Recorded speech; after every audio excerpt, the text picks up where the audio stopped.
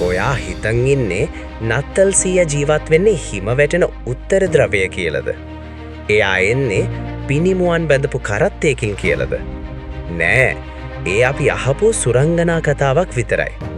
දන්නවද නත්තල් සීයා කියන්නේ සුරංගනා කතාවක් නෙවෙයි. එයා ඇත්තටම ජීවත් වුණු කෙනෙක්. හැබැයි එයා හිටියේ හිමකඳු මැද නෙවෙයි. අද කාලේ තුර්කියේ මුහුදු වෙරළක් අයිනේ. මීට අවුරුදු 1700කට කලින් මයිරා කියන නගරේ හිටිය පුදුම මිනිස්සෙක්.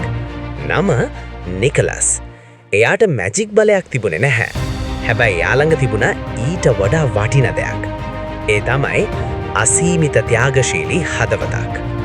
දවසක් එයා දැනගන්නවා විවාහ වෙන්න සල්ලි නැතුව අන්ධ අසරණ වුණු තරුණියන් 3 දෙනෙක් ගැන.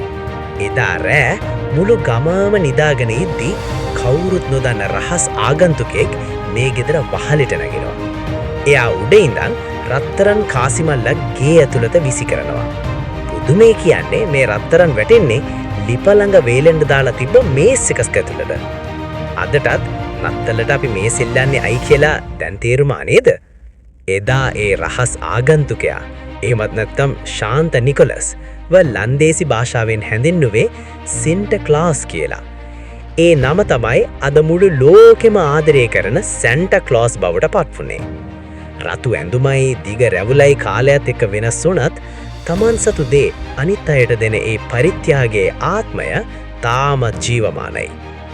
ඒ තමයි සැබෑ නත්තල් සීයා.